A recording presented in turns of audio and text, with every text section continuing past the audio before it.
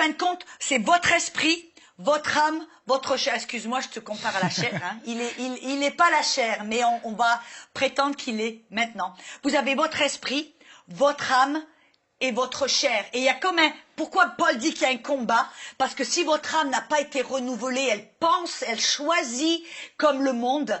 Et quand votre esprit veut faire quelque chose de bien, mais tout d'un coup, la chair, par exemple, vous voulez vous lever tôt ou vous voulez lever tôt pour prier, pour étudier la parole.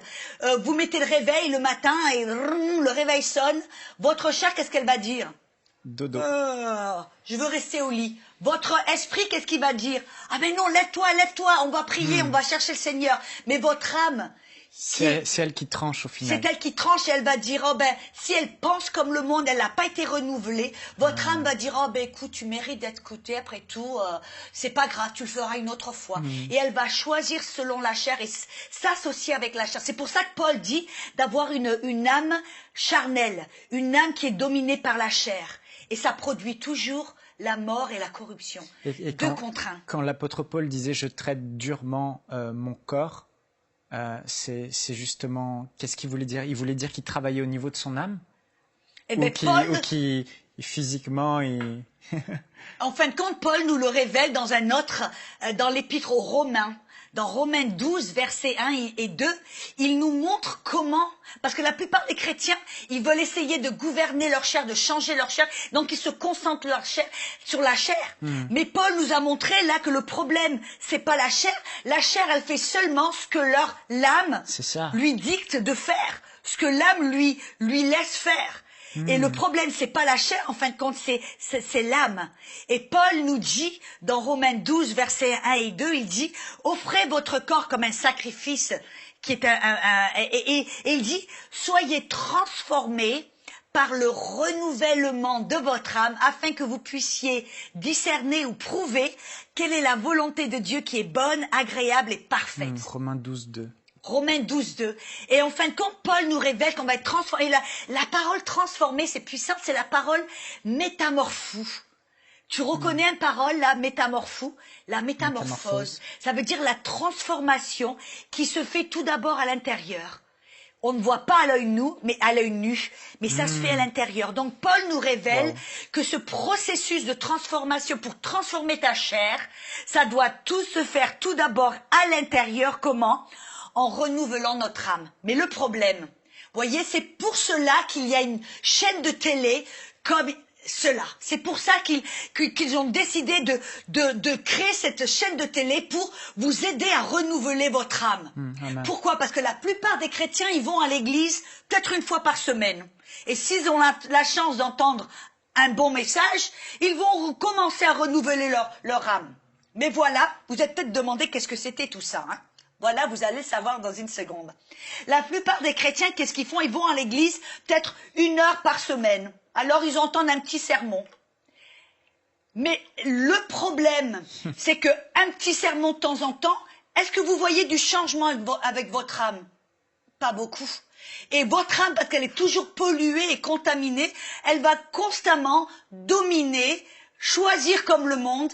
Elle va penser comme le monde, elle va sentir comme le monde et elle va toujours s'associer avec la chair.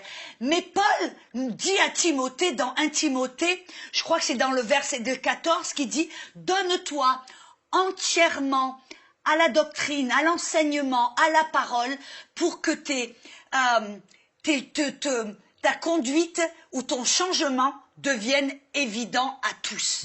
Et en fin de compte, qu'est-ce qu'il dit? Que celui qui se donne entièrement à la parole, qui va constamment sur enseigne-moi.com, qui va peut-être s'enregistrer, s'inscrire à IBM, ou qui va regarder constamment cette chaîne au lieu de regarder toutes les chaînes du monde qui vous nourrissent de pourriture, d'incrédulité, de tout un tas d'immoralité et de violence, vous regardez cette chaîne de télé chrétienne, et tout d'un coup, qu'est-ce qui va se passer? Vous allez, par la parole, changer votre façon de penser. Votre âme va être renouvelée ou purifiée. Parce que Paul dit que la parole, c'est comme de l'eau qui purifie, qui nettoie. Et alors, qu'est-ce qui va se passer tout d'un coup? Avec la parole, vous voyez, on commence un processus de purification de votre âme, où vous commencez petit à petit à changer votre manière de penser. Mais, voyez, les gens, des fois, ils s'arrêtent là. Mais le plus on nettoie notre âme, où on se nourrit de la parole, on étudie la parole, on écoute la parole, des enseignements remplis de foi, remplis de grâce, remplis de vérité, qu'est-ce qui va se passer tout d'un coup? Votre âme va être purifiée. Alléluia. Et maintenant, avec une âme qui est purifiée, qu'est-ce qui va se passer maintenant, votre âme? Vous allez commencer à penser selon la parole, à penser comme Dieu. Vous allez maintenant avoir la possibilité de choisir selon la parole. Votre conscience maintenant va être purifiée par la parole. Vous allez maintenant pouvoir choisir selon la parole. Et maintenant, quand votre esprit vous dit, lève-toi tôt pour prier, pour étudier, ou que par exemple, un bon exemple, quelqu'un qui vous fait quelque chose de méchant, qui vous met des bâtons dans les roues, qui vous critique, qui essaie de vous faire que votre patron vous licencie, il vous fait des mauvaises choses, tout d'un coup, votre esprit va vous dire automatiquement, pardonne. Pardonne, bénis cette personne, achète-lui un cadeau. Mais votre chair, qu'est-ce qu'elle va vouloir faire? Non, on va lui rendre les comptes. Venge-toi. Mais maintenant, voyez, si votre âme n'est pas renouvelée, votre âme va dire, mais non, moi je vais me venger. Vous allez penser comme le monde et vous allez faire la même chose que vous faisiez avant. Et vous allez commencer à refuser de pardonner et vous allez vouloir vous venger. Mais votre âme maintenant qui est purifiée, qui est renouvelée, qu'est-ce qu'elle va faire maintenant? Votre âme qui connaît la vérité, qui est la parole de Dieu, va dire, ouais, ma chair veut lui mettre les points sur les i, me venger. Mais Jésus a dit, bénissez vos ennemis. Mais la parole dit, prie pour tes ennemis, bénis tes ennemis, Amen.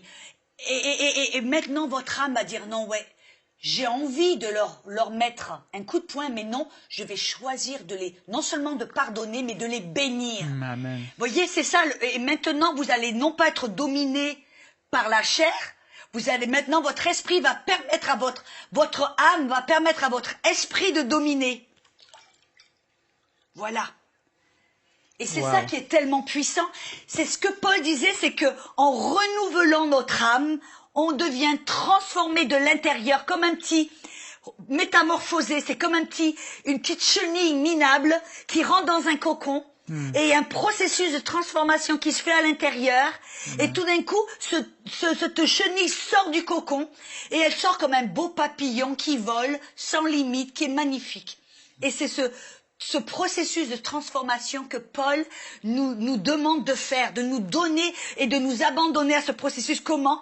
En renouvelant notre âme constamment. Et tout d'un coup, on casse ces mauvaises habitudes. C'est là où on commence à pouvoir crucifier la chair. Quand votre chair dit non, je vais lui donner un coup de poing. Maintenant, non. On se dit non, je suis dominé par l'esprit. Je choisis de pardonner. Je choisis d'aimer et de bénir. La clé, elle est là, comme tu l'as dit, elle est au niveau de l'âme.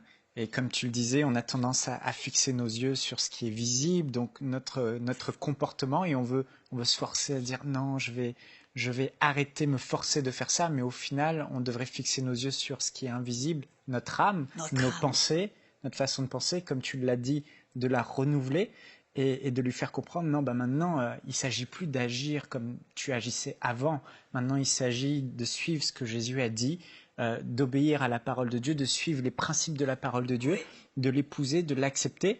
Et finalement, ton âme, au lieu de décider d'obéir aux passions qui sont dans nos membres, dans notre chair... Et les gens obéissent sans vraiment comprendre pourquoi, ils le font par obligation et ça ne marche pas. C'est ça. Mais dès